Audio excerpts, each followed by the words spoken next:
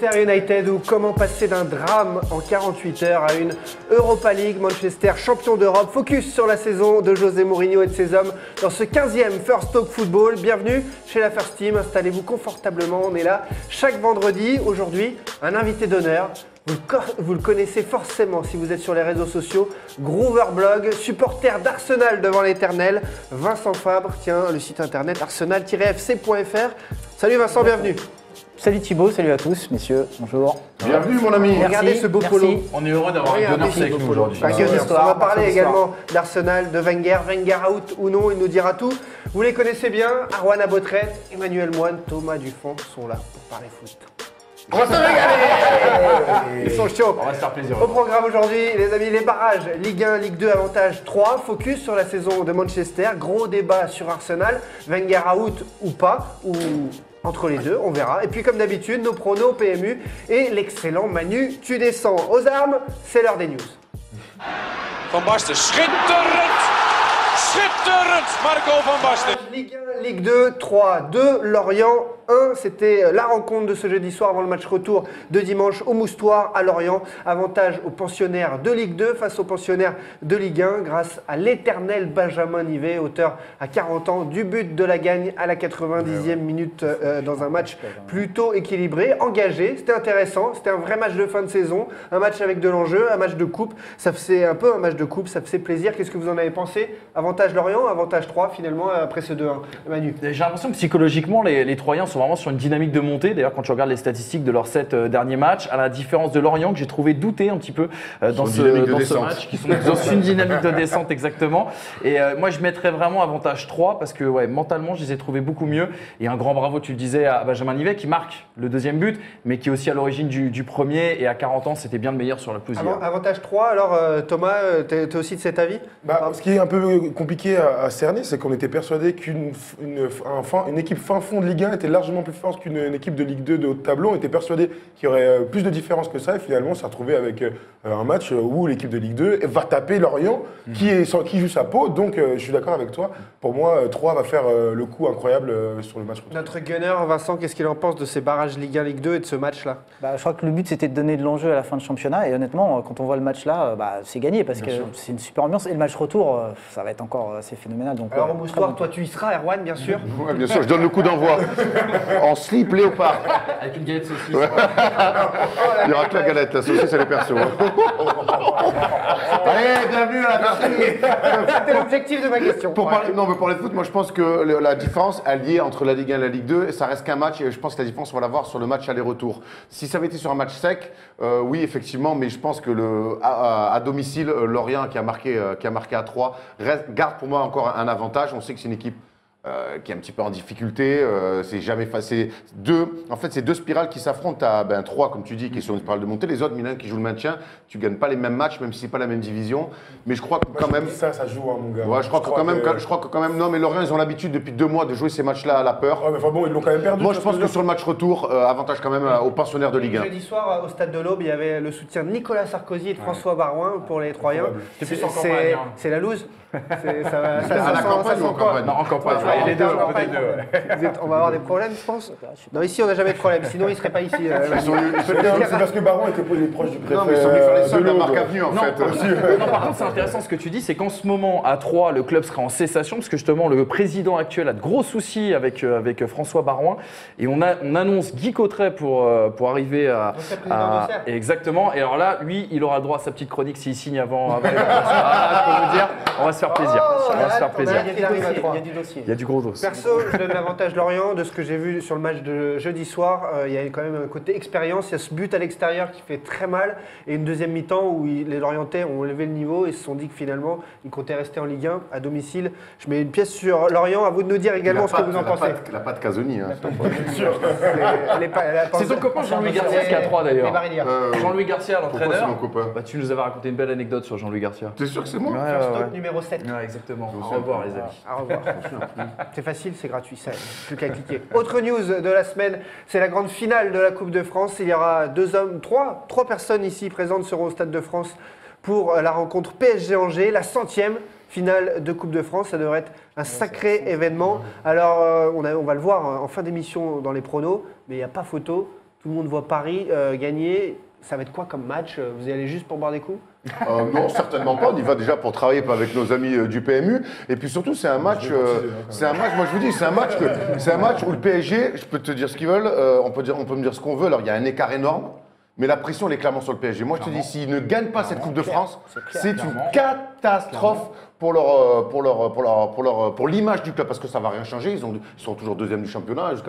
Ça n'effacera pas l'élimination compliquée en Ligue des Champions, mais perdre face à Angers, cette finale de Coupe de France. En championnat, ça a été quand même assez chaud contre Paris. Il a fallu un excellent trap, notamment au match retour, pour essayer de préserver le score. Bon, il l'emporte 2-0 au final, mais quand même. Monaco avait galéré là-bas aussi. Monaco avait galéré là-bas. Je crois qu'ils vont gagner à Nancy, ils vont gagner à Lille, ils vont gagner à Bordeaux aussi cette saison. L'année d'avant, ils avaient fait d'autres coups aussi très intéressants. Marseille, ça va, ça en est pas. Mais non, mais voilà, tu sais que tactiquement, ils vont être là, les Angevins, en termes d'état d'esprit, ils vont être là. C'est des revanchards, c'est un beau symbole en tout cas, cette finale de la Coupe de France. C'est un gros bloc difficile à bouger. Exactement.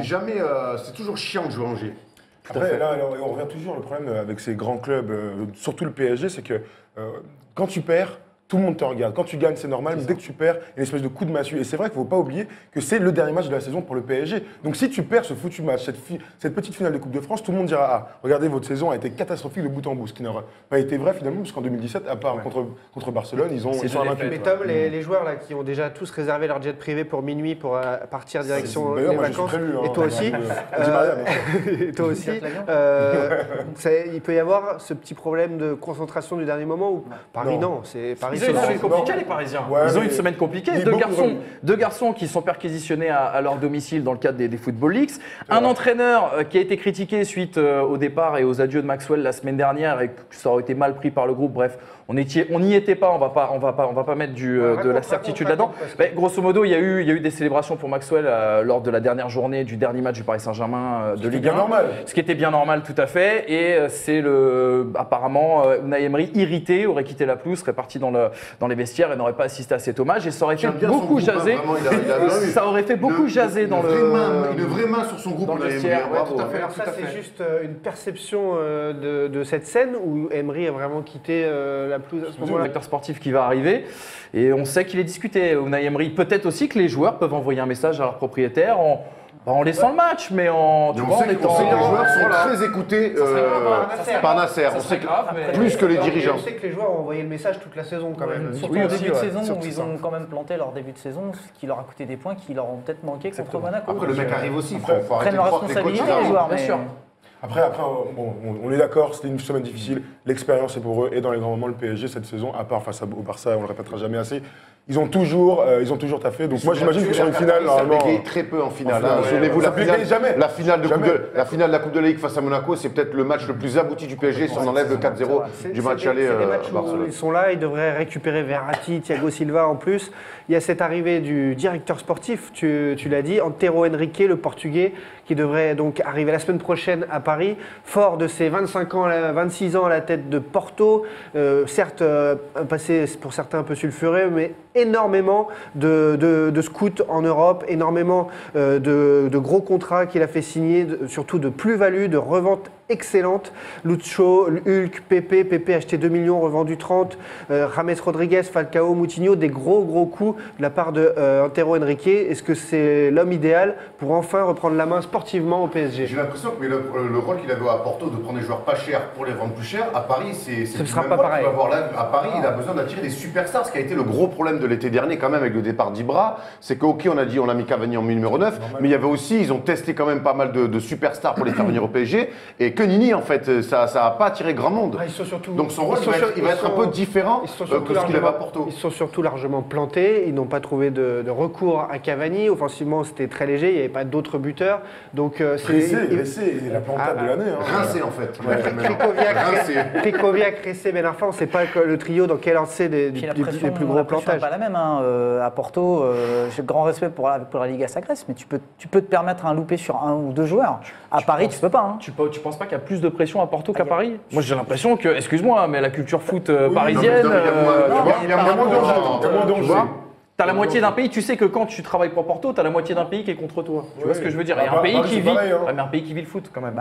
Les enjeux sont pas les mêmes. On est 10 millions à Paris, Les enjeux sont pas les mêmes. Pour rebondir sur ce que tu disais, c'est vrai qu'il avait une mission qui était très simple à Porto, c'était d'aller chercher des jeunes talents grâce à son équipe de scouting, les 250 scouts dans le monde qui font rêver bien sûr tous les clubs. On ne sait pas s'il va faire la même chose à Paris. Il devait aller chercher des joueurs qui avaient un potentiel pour que justement le club fasse une plus-value. Mais quelque part, ces joueurs-là, tu as vu la liste que Thibaut a citée, quelque part, ces joueurs-là, s'ils pouvaient venir, les futurs Moutinho, les futurs Falcao, comme etc. Leonardo, comme Verratti, comme Marquinhos.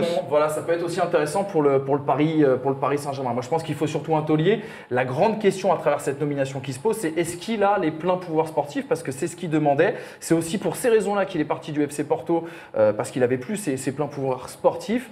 Et on va voir si Nasser El Khelaifi lui a cédé. En tout cas, il y a un nom qui est sorti en doublure de Cavani, c'est Paoletta. On verra si l'aigle des Açores est de retour.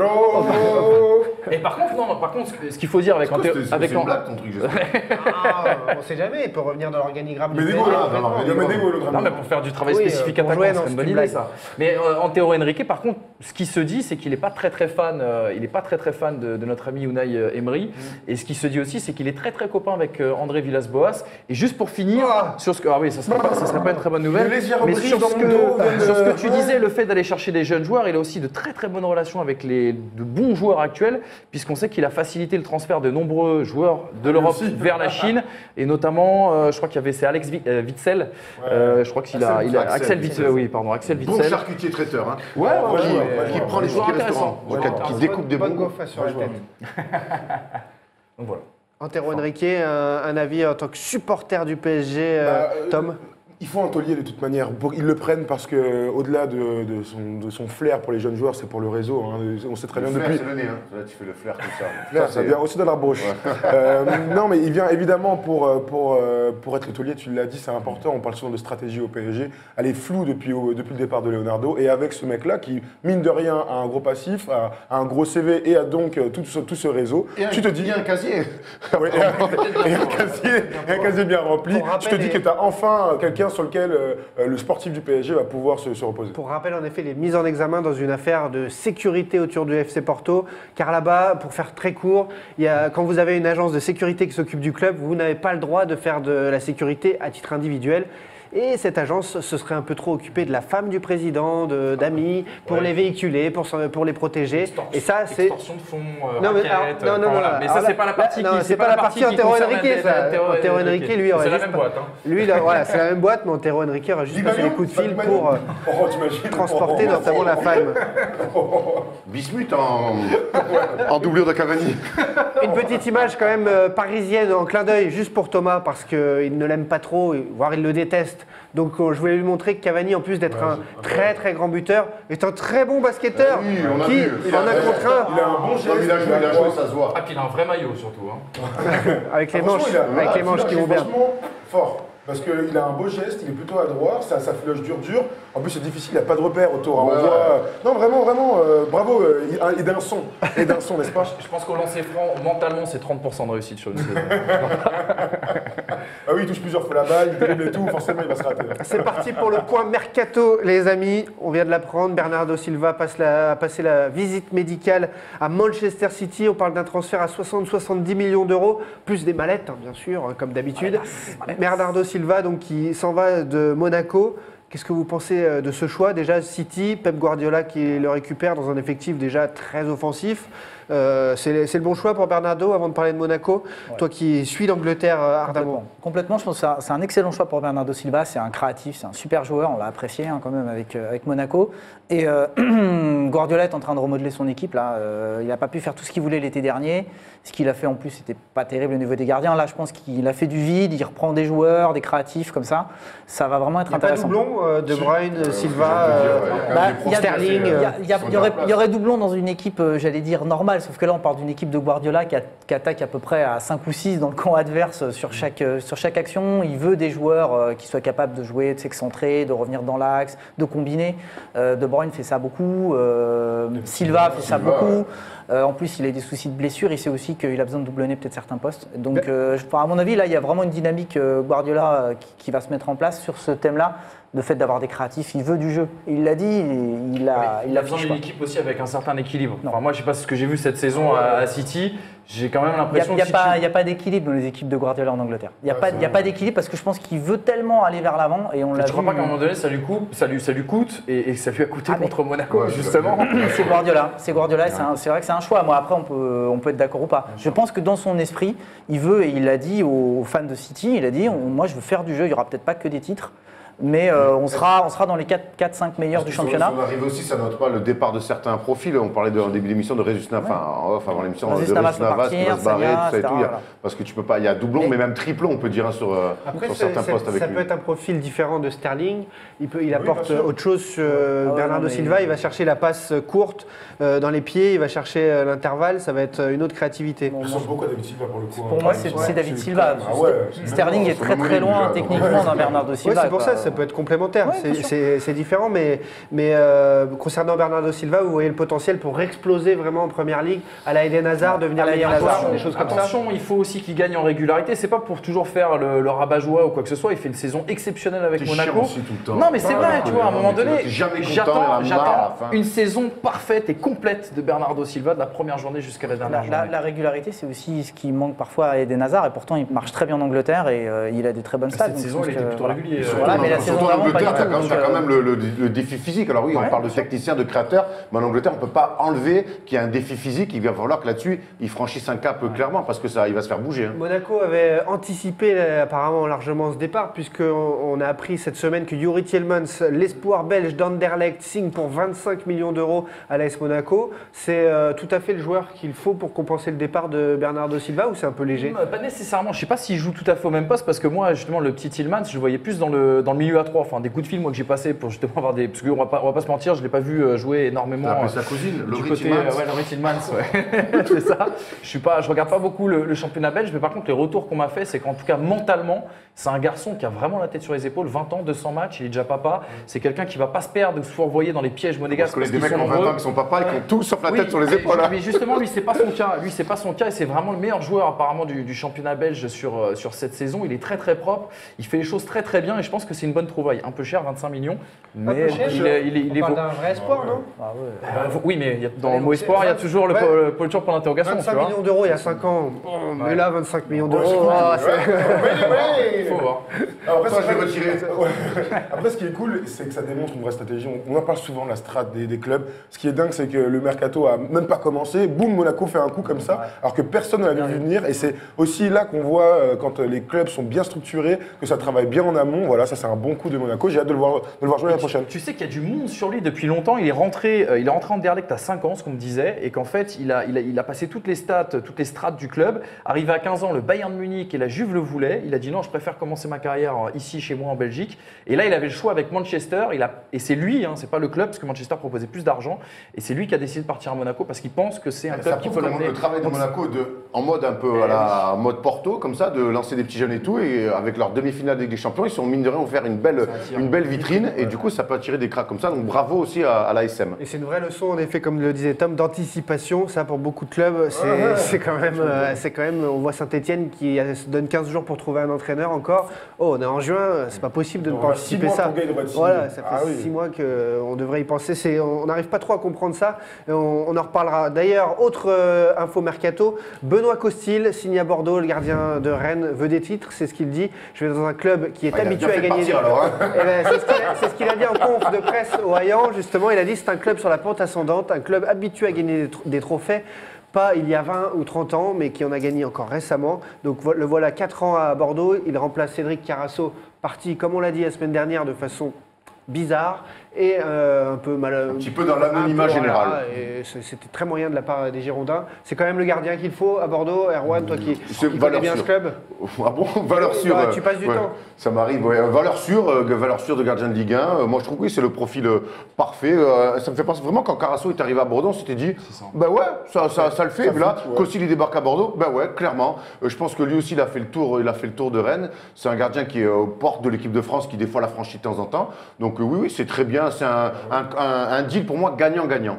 Moi, j'aurais bien aimé le voir partir à l'étranger, ce garçon-là, à l'âge qu'il a. Il était pisté par la Fiorentina, vers Werder Brême, 29 ans. Ouais, je pense que ça aurait pu être l'occasion. Alors lui, justement, il a très bien expliqué ça en expliquant que il y a une Coupe du Monde qui va absolument être dans les 3 gardiens sélectionnés pour la Russie et qui prenait peu de risques en allant à Bordeaux dans un contexte et un environnement plus propice justement à rester en équipe dans de les 3 France. Costil dans un an en Russie. Oui, c'est le troisième aujourd'hui. Le troisième, non, c'est Areola aujourd'hui. C'est vrai que c'est Areola en ce moment. C'est Areola aujourd'hui et on se dit que le troisième sert peut-être à former un jouer, plus hein. jeune. Il va falloir surtout arrêter de faire des toiles. Là aussi, ouais. Parce que. Après, on sait que Ça, on fait quoi? De toute façon, on s'est crufié. le troisième. On s'est crufié. Ouais, mais c'est particulier. Mais il y a des choix de carrière comme fait Costil où il pense. Mais Thomas, je te l'accorde que c'est particulier d'être troisième. Mais aujourd'hui, Benoît Costil fait un choix de l'assurance pour être dans les 3, pour être le troisième gardien de club. Oui, mais sauf qu'aujourd'hui, il ne l'est pas. Aujourd'hui, il ne l'est pas, c'est Areola. Didier Deschamps adore le petit Alphonse, comme on l'appelle chez nous, au camp des loges. Et il aime beaucoup, c'est les mecs qui sont déjà dans le groupe depuis 1 an ou 2 ans. Oh, il aime beaucoup son pied au pied. Arrêtez avec le Areola bashing, c'est pas une Ah bon Oh. La dernière fois, c'est contre qui qu'on avait vu? Contre Lille. Contre Lille. C'est quand il fait son crochet incroyable, il perd la balle. C'est plus pour Waddle. Ouais. Erwan, il lui a crié, donne-moi ton maillot. Il lui a envoyé un fuck comme ça. Je fais, Alphonse, calme-toi, c'est la famille. C'est arrivé à Fabien Barthez, c'est arrivé à Pascal Obeta, Laetitia aussi. Laetitia c'est arrivé au aussi. Il n'est meilleur. jamais revenu ensuite. C'est arrivé à Apoula Edel, c'est arrivé au meilleur, d'accord? Alors, du calme. Bon. C'est à son âge pour l'Adèle. Par contre, moi, ce qui est dingue, c'est que, en fait, Costil, quand ici à Bordeaux, je me dis, mais pourquoi c'est pas Marseille qui va chercher Costil? Exactement. Non, mais c'est une vraie question. C'est peut-être une transition pour la suite. Est-ce que Marseille veut Costil? Parce que Mandanda voilà, arrive. en fait, moi, Ils sont sur Parce que Mandanda. Mandanda revient. Mais oui, Mandanda Justement, la revient. folie des rumeurs, là. L'Olympique de Marseille, incroyable. Il pourrait y avoir 10 équipes à l'OM la saison prochaine. Si on suit les annonces, les infos, on va vous le montrer, ce tableau des principales annonces avec du français, du retour, du revenant, de la valeur sûre également. Steve Mandanda dans les buts, Abdenour qui pourrait revenir de l'Espagne pour la France. On annonce Koscielny, Zouma de Chelsea ou d'Arsenal, Cabaye, Sissoko, frère venir à la première ligue à l'OM, Gamero, Giroud. Les bons coups de Nice, Germain et Balotelli aussi. Voilà pour le topo. Toi qui es proche d'Arsenal, qui suis ça, est-ce que Koscielny à l'OM, c'est déjà juste quelque chose de possible? Alors, on me pose souvent la question, notamment sur les réseaux sociaux, les tweetos marseillais qui me posent souvent la question. Alors, la réalité, c'est qu'il a ce contrat déjà jusqu'en 2019, pour commencer. Et, Donc trop cher pour l'OM. Alors peut-être pas trop cher, mais il a en salaire.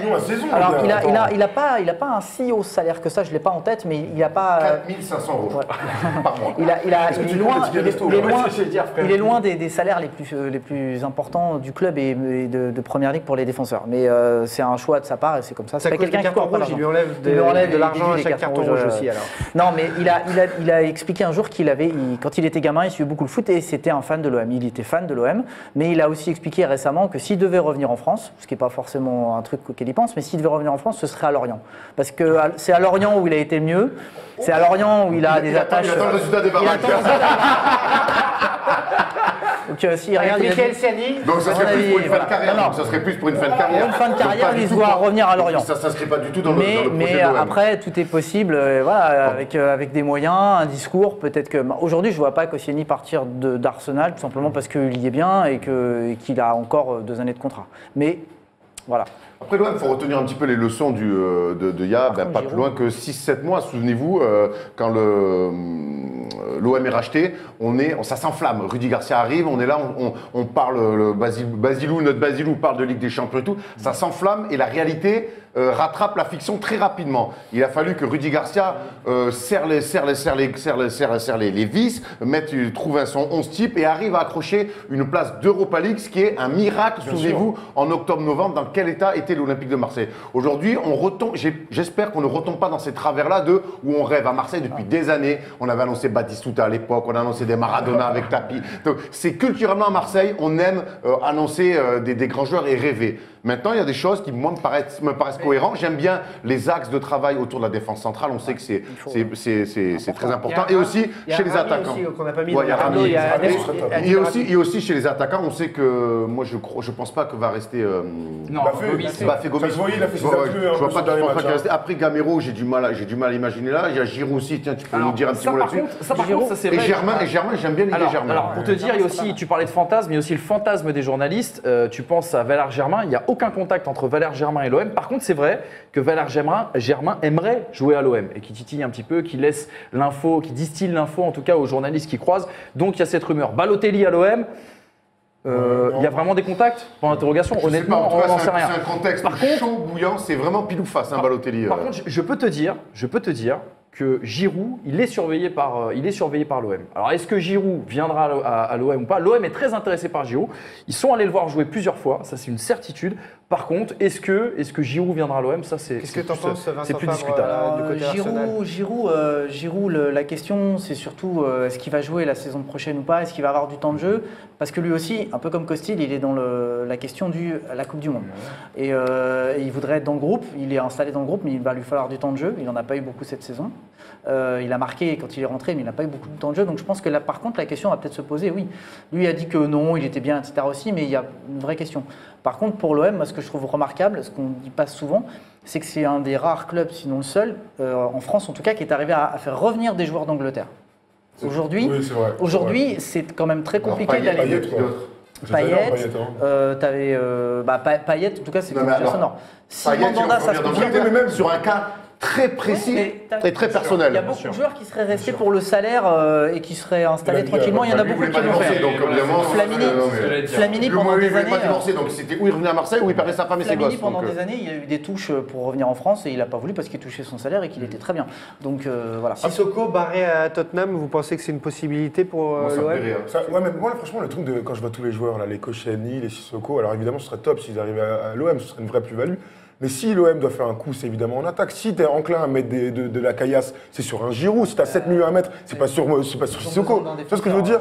Moi, je trouve que le truc, c'est que. Mais l'un n'empêche pas Bah, l'autre. je crois que si, au bout d'un moment. Ou alors vous ouvrez les vannes et notre Mac courte, il est venu avec 150 millions. Moi, j'y crois pas. Ils ont annoncé 100 millions pour cet été. Ouais, mais 100 millions, c'est quoi? C'est salaire compris? C'est pour Non, les mais transferts. Giroud, ça vaut pas très cher. Donc, Ça vaut pas très cher, mais il faut le payer, le Je sais gars. pas ce qu'ils vont mettre Faut comme le argent. payer, mon non, gars. c'est hors salaire là. C'est 100 Pour les- millions, c'est pour les Moi, j'ai transferts. quand même du mal à croire que cette équipe. Ça veut dire que l'OM va l'OM peut prendre un se mec payer, par les. l'OM peut se Ah, bah, payer si, il faut, deux Thomas. très bons Mais de ce joueurs. niveau-là? Non, mais par De contre, ce niveau-là, je quelques crois pas, autres c'est joueurs. cher. tu parlais des sommes qui sont dites, etc. On l'avait dit dans cette émission, grave erreur de la part de Jacques-Henri Hérault et de Franck McCourt d'annoncer des sommes. Là, en ce moment, ils essayent de discuter avec Rousselot et Nancy sur le cas Mawassa. Rousselot, il demande 10 millions d'euros. Bah oui, parce qu'il sait qu'en face, il y a de l'argent. Et Mawassa, il ne veut pas, les 10 millions d'euros. Pépé, l'attaquant d'Angers, qui est demandé un peu partout. Tout à fait. Et forcément, quand on a annoncé qu'on avait de l'argent, bah, ça devient cher pour Ça l'OM. commence à devenir cher. Mais- Ça va être intéressant. Moi, je suis très curieux de voir. Je suis très curieux de voir S'il fallait prendre un ou deux joueurs principaux à l'OM, Un défenseur à chaque- central, un Deux attaquant. stoppers, deux stoppers. Ah ouais, deux je stoppers. veux carrément des noms chez vous. Un Vous me Kurtzuma, donnez deux joueurs un à prendre en prêt, priorité. Un Kurtzuma en prêt. Alors, je serais assez étonné que Chelsea le laisse repartir. Ce serait vraiment dommage pour lui parce que si sa blessure, sa blessure a vraiment cassé sa dynamique. Il était plutôt bien installé. Maintenant, est-ce que Antonio Conte veut peut-être changer des choses, etc. Bon. Un Kurtzuma en prêt, apparemment prêt sec, c'est ce qui était évoqué, je crois. Ça pourrait être vachement intéressant parce que pour le coup, il a énormément il a besoin de se relancer. Lui aussi, il y a la Coupe du Monde quand même, hein, et donc il y a pas mal de choses. Ça pourrait être pas mal. Et ça les aiderait aussi. Ils ont besoin d'un Tom, défenseur. deux joueurs pour l'OM. S'il fallait choisir deux joueurs là pour rebâtir, continuer le Champions Project, ce serait qui pour toi les deux priorités de ce club? Donc un défenseur central évidemment. Abdenour, moi j'aime énormément, ce serait vraiment top. Du caractère, tu vois, un mec dur sur l'homme. Abdenour, ce serait top. Et en attaque, moi je dis qu'il faut aller chercher Giroud. Il faut aller chercher Giroud. Tu as avec lui une gueule pour représenter le club sur 3-4 ans. Avec Payet, ça peut le faire. Tu vois, au milieu, il s'est formé quand même, mine de rien, un trio qui marche plutôt bien. Alors, vainqueur, tu peux trouver mieux peut-être, mais Maxime Lopez, il faut qu'il joue. Tu vas pas lui mettre un mec qui... Tu vois ce que je veux dire? C'est ça le truc au bout d'un moment. Sanson, il est là, il est bien en place. Voilà, je pense qu'il faut aller chercher un neuf. Très bien, bon passage, merci mon gars. Hop, allez, salut, à la prochaine. Et tu vas chercher Giroud et un défenseur central et rouler jeunesse. Manu, deux joueurs pour Moi, rebâtir l'OM. tu vois, c'est marrant, tu parlais de Giroud, l'association Germain-Giroud, je pense, pourrait être très intéressante. Tu vois, où, Thauvin, il est bon, Payet, il est bon. Ouais, bien sûr, mais bon, je sais pas, peut-être dans un autre système ou dans autre chose. Mais c'est vrai que j'aimerais bien voir Germain avec ce maillot de l'OM. Alors par contre, ça t'oblige à avoir un vrai buteur devant, parce qu'on le sait, c'est un gros bosseur, Germain, mais pas forcément le buteur qu'on Et attend. donc jouer à deux devant. Ouais, et jouer Germain, à deux Germain, c'est devant. un super joueur, mais il n'est pas assez fort pour qu'on dise, les gars, on va prendre Germain, et puis autour, tu vois ce que je veux dire? Ça va être notre cru phare. Ça va Ouais, être ouais. notre cru phare. Faut prendre C'est Giroud. deux joueurs à l'OM pour vraiment poser. Ça peut pas être un cru phare, mais tu sais qu'il va t'apporter énormément de choses dans le jeu, dans l'équilibre, Ouais, mais dans t'as le. Payet, Mais tu vois, là, les t'es encore en train de me dire oui, mais là, on veut pas d'aimer, on veut un mec qui signe, boum, tu sais qu'il va t'amener ça, c'est ta star. si tu veux le Moi, reste, moi, je je prendrais prendrais, Dzeko. j'aimais bien l'idée Zouma, mais Koscielny quand même par rapport à l'expérience, et puis je pense Ouais, qu'en Ligue 1, infaisable. patron, tout ça et tout, Infaisable. il me donne deux noms, je demande deux noms. Et puis devant, j'hésite encore, tu vois, mon cœur balance entre Giroud ou Gamero, qui je pense que Gamero, le jour où il revient en Ligue 1, c'est 25 pions, 30 dans le kit. Et en plus, on joue l'Europa League, donc pareil, c'est des profils, il a déjà gagné et tout, donc moi j'aimerais, allez, j'aime beaucoup Olivier Giroud, s'il vient, c'est génial, mais je mettrais un petit billet Koscielny, Gamero, si on avait le choix, si on Si peut on se a le le droit faire. de rêver, tu prends Nicolas Pepe, tu prends Dzeko de la Roma, moi ça me va beaucoup mieux que Giroud, mais bon, si on peut rêver. Hein, Non, si mais on peut attends, là, rêver. c'était les noms, c'est des noms qui sont cités, c'est des rumeurs qui existent. En Ligue 1, Giroud, Payet, Thauvin, mon gars, c'est un gueule. Ça déménage. Ça a de la Après, gueule. tu sais qu'il y aurait des bonnes affaires aussi à faire avec ceux qui sont partis en Chine, qui ont pris leur caillasse pendant un an et demi et qui aimeraient revenir un petit peu sur la scène européenne. Et là, il y aura peut-être des quoi Le faire. problème, c'est que physiquement, il faut la remettre dedans. Et pour avoir discuté avec certains joueurs qui sont partis là-bas, tu mets 6 mois à t'en remettre. J'ai vu Guillaume Haro, Anelka aussi l'a dit, Drogba. Et puis quand les gens s'en vont de Chine, c'est.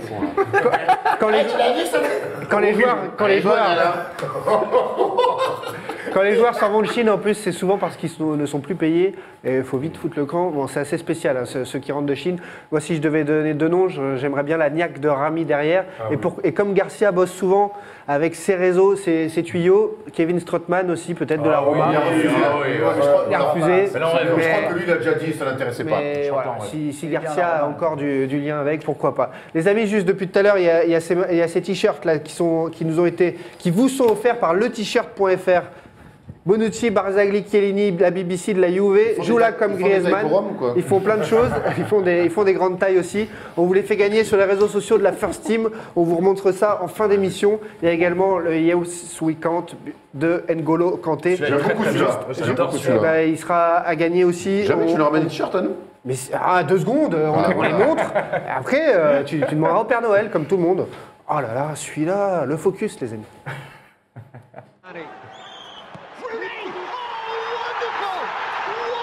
Manchester United remporte l'Europa League. Saison réussie, saison ratée ou saison moyenne. Ça existe aussi. 2-0 contre l'Ajax avec des buts de Paul Pogba et de l'incroyable, inimaginable Henrik Mkhitaryan. C'est bon, j'ai le droit de le dire, ça passe. Ça passe. On entend. Arménien depuis. Non, de l'histoire du football. Ils en ont Ouais. deux. Merci. On entend. Thibaut et Mais D'Artagnan, c'était bien plus loin. Après Thibaut. Comment on dit un petit pot en arménien? Un petit pot. Un récipient. Un récipient. Allez, c'était pour vous, c'est cadeau, les amis.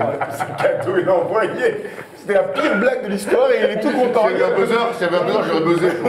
Tu sors. Comme chez Ruki, là. Ouais, c'est clair. On peut travailler le texte. Merci à nos auteurs de la First Team pour tous ces textes. Pas la musique de la Ligue des Champions derrière pour Ils l'ont pas. Bon, cette finale de l'Europa League, vous l'avez trouvée comment? Chiante. C'est arménien. Qu'est-ce que c'était chiant. Très déçu de l'Ajax. Très déçu de l'Ajax, submergé par l'événement, qui n'a pas su emballer le match alors que c'était leur Ils ont eu la seul. balle, pourtant. Ils sont jeunes. Hein. Ils ont eu la balle. Jeunes, hein. Mais ils sont tout jeunes, mais justement, ils n'avaient pas grand-chose à perdre. Du coup, là, tu perds et avec des regrets. Quitte à perdre, emballe le match. C'était leur seule chance d'emballer le match. C'était d'aller de l'avant, de tenter des trucs et tout. Et je trouve que voilà, ils ont. Bah, après, ça se comprend, ça s'explique, mais on est déçu devant son écran. On s'est ennuyé voilà. surtout. Je me suis ennuyé. On m'a dit mercredi soir, il fait beau, boum, petit verre de rosé, je suis là, je regarde mon match. Mon gars, le but de Pogba, déjà, en plus j'ai vu, tu vois, genre je le vois fêter. Et comment il le fait, j'ai l'impression qu'il avait mis un but de ouf, tu vois. Je regarde le ralenti, il passe sur son pied gauche, pas mes frappes contrées. Je fais, poteau, le faites pas comme ça, il était nul ton but. Le match était naze. Du coup, je me suis ennuyé. Du coup, le petit verre de rosé est devenu un cubile. On s'est ennuyé, Mais non. franchement, c'est tu faisais le parallèle avec le vin. J'ai l'impression qu'on nous a posé une belle bouteille de vin. T'es là, tu regardes l'étiquette Ajax Manchester. Oh, on va se faire plaisir, mon copain. Il a de la ronde. Et puis voilà. Et puis tu débouchonnes et tu fais c'est un peu l'heure d'oignon. C'est un peu l'heure c'est d'oignon. horrible. En fait, c'est horrible quoi. Non, on a passé un très mauvais Sans moment. plomber l'ambiance, est-ce que le drame de Manchester 48 heures avant, ça n'a pas pu jouer aussi sur cette Moi, j'ai finale, eu sur la le sensation, contexte? vu comment ils ont fêté à la fin du. Moi j'étais même C'est vrai qu'ils ont tu vois, fêté la j'étais victoire, même un peu ils ont- étonné. Bon, après c'est normal, hein, ils viennent de gagner la Coupe d'Europe, on va pas non plus leur dire les mecs, faites profil bien bas. sûr. Mais je n'ai pas l'impression que c'est vraiment pesé dans les têtes. Donc c'était juste un match moyen, une finale de Coupe d'Europe un peu Ça ratée. arrive. Ça arrive. Hein. Ça arrive.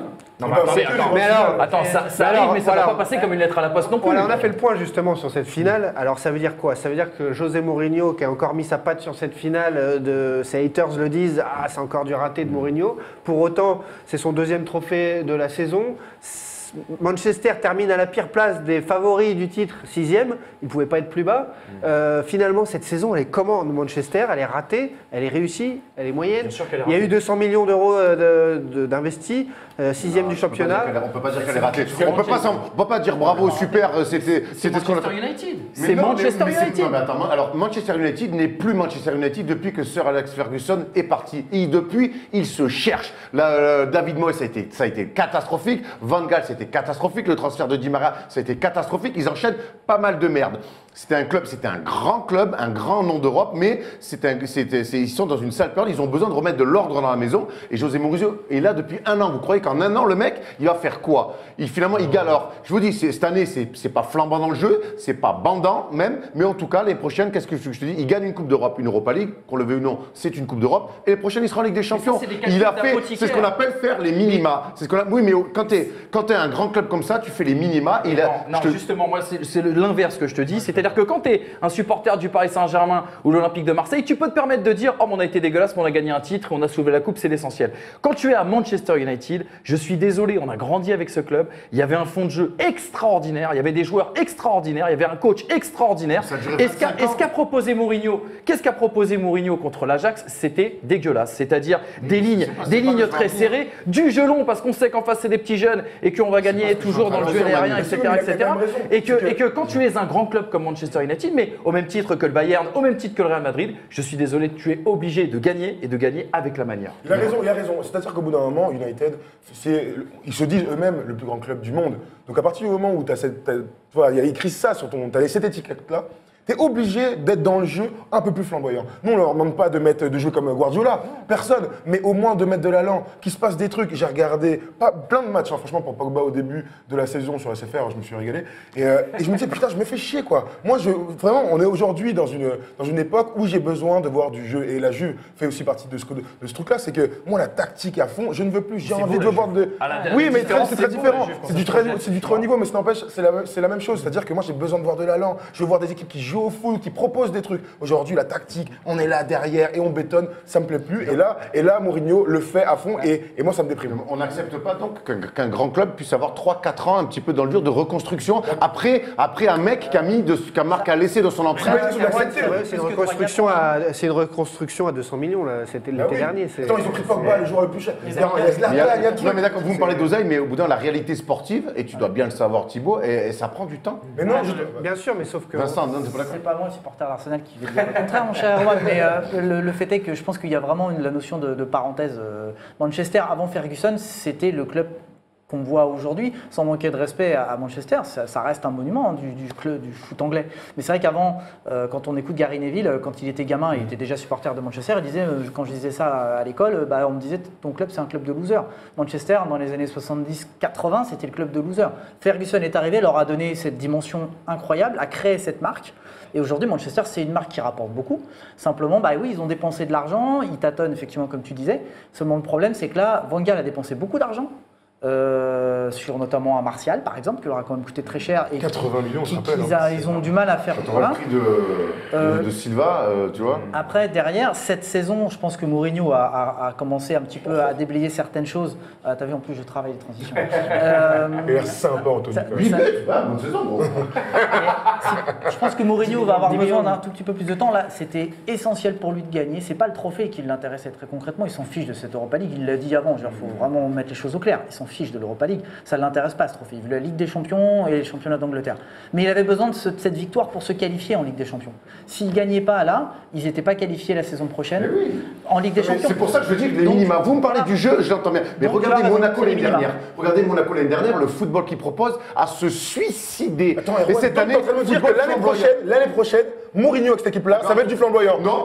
Alors écoute, alors moi en tout cas, je te dis pas non, je te dis pas oui, mais en tout cas, j'attends Mais de non, voir. parce que le truc, c'est que- Mais quand parce tu arrives que- la première saison dans un grand club sûr. comme ça, avec des attentes énormes, je te dis, il fait les minima. Mais ça, je suis Mourinho. d'accord. Milan, Franchement, t'as regarde raison. Milan, ça fait T'as 3 ans, raison, ils sont au ouais. bout du Mais rouleau. ouais, Milan, L'Inter, gros, non mais ce ça que n'a je veux dire, rien à c'est que les grands clubs, non mais c'est que les grands clubs aussi, il y a des grands clubs qui passent par des moments de creux. Il faut le temps de reconstruire. Arrêtons de croire qu'on va reconstruire juste en jetant des pétrodollars. Le gros problème de cette affaire, c'est que s'ils avaient construit cette saison pour, au bout de la chaîne, dans 1, 2, 3 ans, avoir du jeu, de l'allant et tout, j'aurais dit oui. ça, Sauf c'est que sûr, Mourinho, t'es sûr que ça mais sera pas. Mourinho ne fait pas ça. Moi, je l'ai vu à Chelsea, j'étais persuadé sur le retour. Regarde, Il laisse passer un la truc. première année- C'était catastrophique. Regarde la première année de Chelsea, il gagne pas avec la première année de Chelsea. Non, il gagne dans la première année. La première année, non, il gagne pas le titre de champion Ah oui, d'Angleterre. d'accord. Et il dit, mais moi j'ai mis en place, je vais gagner les années Attends, d'après. le jeu Et était après, flamboyant. regarde, Le jeu était Ah ben alors, laissez-lui l'année. Juste deux choses. Mourinho à Chelsea, à Porto, à l'Inter, moi j'ai trouvé ça flamboyant. Depuis qu'il est passé au Real Madrid, désolé, je ne vois plus rien. Mais vraiment plus Ouais, rien. c'est vrai. Donc il y a quelque chose qui a changé. Ça, c'est la première chose. La deuxième chose, tu parlais d'argent, parce que c'est aussi le nerf du problème, l'argent. Manchester United, tu l'as très très bien dit, c'est une marque. C'est la meilleure marque de football, puisque c'est la marque qui est le plus gros, qui a la plus grosse cotation dans le monde. Et quelque part, quand tu vois le recrutement d'un joueur comme Pogba, joueur que j'aime bien, je ne vais pas dire qu'il est excellent, je l'aime bien, Paul Pogba, mais c'est le joueur le plus cher au monde et on ne sait pas où le placer sur cette composition d'équipe. Et ça te montre que quelque part, peut-être qu'on n'a pas cherché à avoir les meilleurs ou les joueurs les plus intéressants pour le collectif, mais qu'on a surtout cherché des marques. Voilà, Ibra, exactement. pareil, Ibra. Voilà, Ibra, c'est exactement pareil. Sauf qu'ils ont finalement, Mourinho a été pas si mal puisqu'il a été pragmatique. Il a délaissé ce championnat où ils étaient largués assez vite pour aller chercher l'Europa League qui les qualifie pour la Champions League. Voilà. Donc c'est pour ça que je vous dis les gars, je suis d'accord avec vous sur le jeu, on s'emmerde cette année, on en a vu quelques-uns ensemble chez toi sur SFR de Manchester, effectivement ça, mais en tout cas Mourinho, on ne peut pas lui enlever les minima. L'année prochaine, Manchester United retrouve la Ligue des Champions. Et là, David Moyes et Van Gaal avaient quand même laissé le club dans un état un peu compliqué. Il n'avait pas été à la hauteur des attentes. Et Mourinho, lui, ramène Manchester United en Ligue des Champions. C'est la seule vraie bonne info à retenir de sa saison. Old Trafford, ça s'appelle le théâtre des rêves. Et que quand je vois ce que j'ai vu l'autre jour. c'est la Non, mais si, c'est vrai. Non, mais c'est vrai. Le théâtre des rêves. Le théâtre des rêves. Et quand je vois ce qu'il y a eu là, je suis désolé, mais si ça continue sur 3 saisons, que ça soit aussi dégueulasse. Vous me parlez beaucoup d'argent. Alors pourquoi Paris cette année n'est pas champion? Il devrait gagner chaque année si c'est qu'une histoire Ça d'argent. travaille mal. Mais Comme parce qu'ils sont Manchester. plantés, parce qu'ils sont plantés. Vincent Fabre. Regarde juste ce que fait Guardiola cette saison, sa première saison en Angleterre, et il finit devant alors qu'il n'a pas une saison. Enfin, on peut parler de la saison de Guardiola, il gagne rien, hein. Il termine pourtant devant. Tu remontes ton micro. Je remonte un peu le micro. Il y a une demi-molle. Et tu vois, ça y est, tu parles de Mourinho, le micro tombe. Sécurité, rentrée. Sécurité. Trois quarts dur. Là, voilà. Parce que c'est bête, si tu nous fais une analyse intéressante, on peut pas l'entendre. c'est pas dommage. Bouge pas.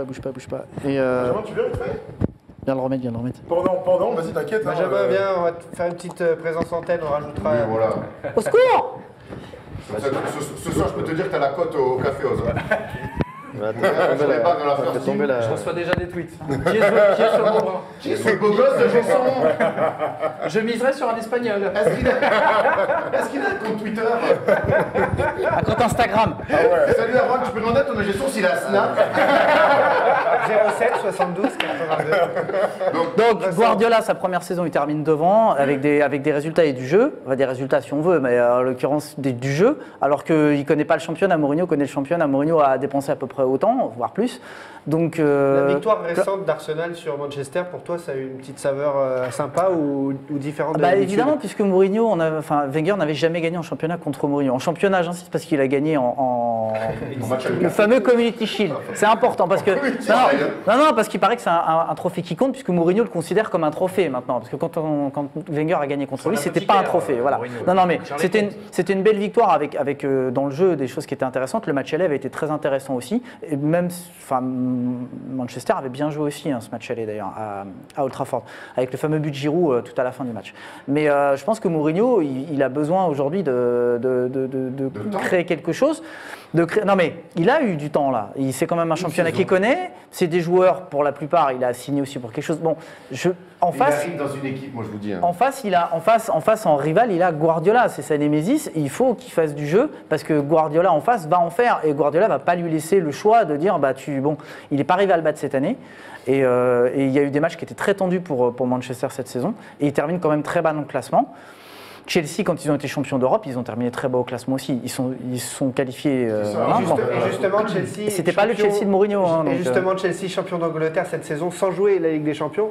Pourquoi pas, ça pourrait attendre, c'est ce qui attend Arsenal la saison prochaine. Arsenal, on va en parler dans un instant, juste après une petite vidéo. Vous vous plaignez souvent sur les réseaux sociaux du Made in China. Vous savez, ces objets qui se cassent vite, qui ne durent pas dans le temps, ça marche aussi dans le football.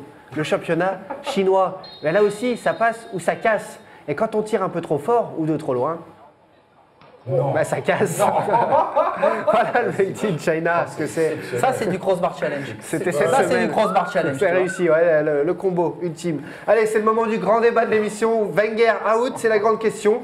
Le plus grand supporter d'Arsenal de l'histoire du supporterisme est avec nous.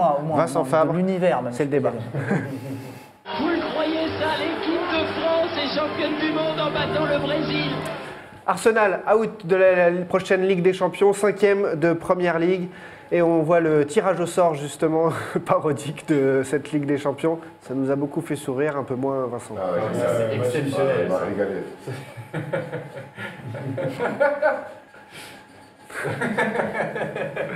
C'est méchant, c'est comme ça, ce sont les réseaux sociaux. Mais Vincent, alors cette saison, comment tu l'as vécu d'abord, avant de revenir sur Arsène Wenger et le futur détail? Comment je l'ai vécu? Mal, forcément, parce que le début de saison était plutôt intéressant. C'est pas qu'on s'y attendait pas. Avec Arsenal, tout est toujours possible. Donc, malheureusement, c'est un peu la redondance du scénario depuis quelques saisons, même si c'est vrai qu'il y avait quand même eu un recrutement qui était intéressant, etc. Le début de saison avait été aussi intéressant. Ligue des Champions, notamment, terminé premier de son groupe devant Paris Saint-Germain, même si c'est à la différence de but. C'est quoi un recrutement intéressant quand tu dis recrutement intéressant? Il y avait Granit Xhaka et Shkodran Mustafi qui sont quand même des joueurs de qualité, voire des bons joueurs. Mustafi, c'est champion du monde. Bogossian aussi. Bogossian, c'est vrai. C'est vrai. Tu peux dire C'est vrai. Non, excuse-moi. Bogossian, troisième meilleur.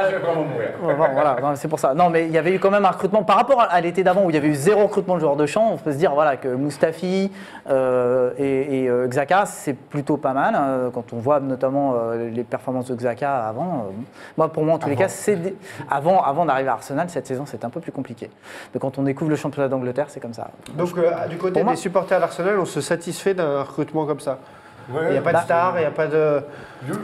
Tous les supporters de tous les clubs ont toujours envie d'avoir une grande star. Bon voilà, on aurait pu avoir peut-être d'autres joueurs, on aurait pu avoir rien du tout comme l'été précédent. Donc moi je me suis contenté en tout cas de ce recrutement-là parce qu'il correspondait à des besoins bien spécifiques pour essayer de faire progresser l'équipe.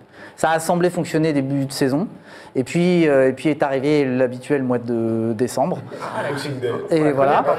Pour certains, c'est tout le temps la même saison. Ça commence pas mal, ça joue plutôt bien au foot et puis derrière ça explose. Moi depuis Ozil, tiens, tu vas pouvoir me répondre à ça. Depuis Ozil, quel est le vraiment gros coup qu'ils aient fait sur le marché des transferts? Sanchez. Alexis Sanchez. Ouais, Sanchez qui avait un peu bourlingué et tout, qui était déjà passé de Barcelone et tout. Mais bon, non, mais à part, en fait, Sanchez c'était à 3 ans. C'était à 3 ans déjà. Sanchez, il est en plein tour d'Europe d'ailleurs. Club Bayern. Être Sech, c'était un beau coup parce que Arsenal était réputé pour jamais avoir eu de gardien. Je sais que sur la question de David Seaman, les supporters s'étripent un petit peu. David Seaman, c'est le dernier grand gardien qu'il y a eu à Arsenal. Je suis assez d'accord là-dessus. C'est le dernier gardien. C'est la dernière moustache. Voilà. J'ai envie de te relancer parce qu'on a beaucoup parlé d'argent là depuis le début qu'on évoque Arsenal. J'ai l'impression, moi, et c'est la question que je te posais d'ailleurs hors antenne, que Arsenal c'est un club qui vit très bien, qui fait beaucoup de bénéfices. C'est une entreprise qui marche bien. Exactement. C'est une entreprise qui marche très très bien et on a l'impression que Wenger il est quelque part un petit peu complice de ce système-là, c'est-à-dire de ne pas dépenser beaucoup d'argent, de faire en sorte que les revenus rentrent et quelque part le sportif, je dirais pas qu'il passe après, mais on a la sensation d'un point de vue extérieur que aussi en fait. Je pense que ça a été vrai quand il y a eu ce nouveau stade à financer, etc. Et que les banquiers ont dit on prête l'argent, mais si c'est Arsène Wenger qui reste, parce qu'on sait que lui va qualifier l'équipe ou lui permettre d'obtenir des résultats qui permettront de fructifier tout ça. Il y avait un programme immobilier assez énorme qui a failli partir en vrille d'ailleurs suite à la crise des subprimes, qui a été rattrapé entre autres, et qui a été sauvé et qui fait de l'argent aujourd'hui. Grâce au système Madoff, bravo lui. Pas grâce au système Madoff, mais merci Nanar. Mais grâce à l'actuel propriétaire qui est très critiqué, mais qui a quand même permis, parce que c'est un spécialiste de l'immobilier, c'est Stan Kroenke qui est très décrié pour d'autres raisons, mais en l'occurrence ça, il a permis au club de rester stable et de fructifier ce potentiel immobilier. Bon bref. Wenger, effectivement, lui, on lui a dit, bah voilà, tu vas te débrouiller avec des équipes, et il est arrivé à qualifier en Ligue des Champions des équipes.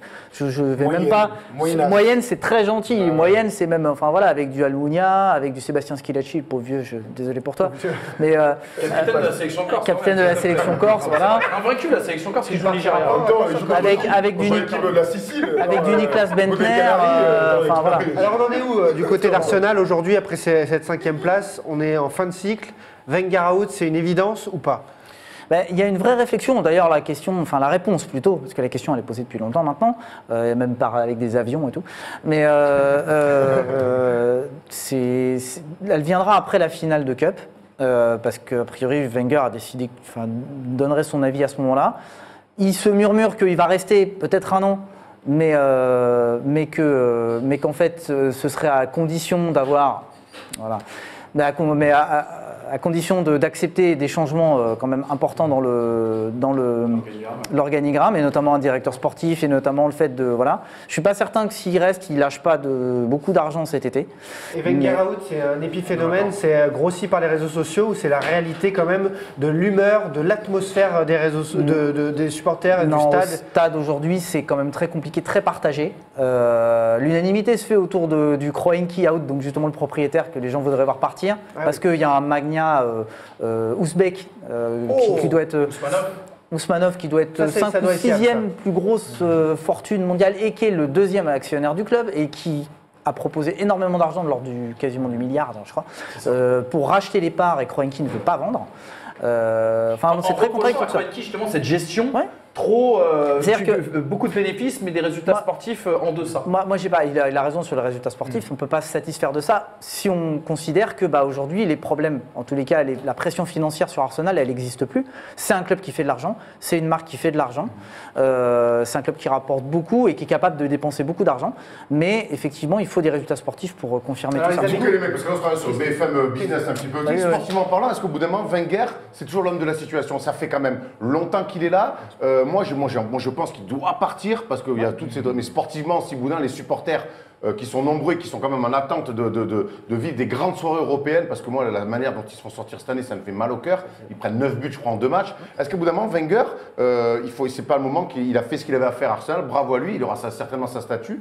Mais il y a peut-être d'autres mecs avec une autre manière de penser pour redonner un petit peu un souffle sportif, parce qu'économiquement, apparemment, tout va bien. Mais si tu coupes Wenger pour mettre, je sais pas moi, admettons, un Allegri, un Jardim, on lui demandera la même chose. C'est-à-dire, mon grand, tu as 40 millions, fais Mumus cet été, parce que nous, en fait, on a besoin de faire rentrer des bénéfices. C'est une entreprise, c'est géré comme une boîte. Un petit peu plus, l'enveloppe maintenant est un peu plus importante. Avec les 40 non, mais millions, on ne sait jamais vraiment, parce que ça, c'est ultra secret, et c'est vraiment du... C'est pas comme à l'OM, quoi.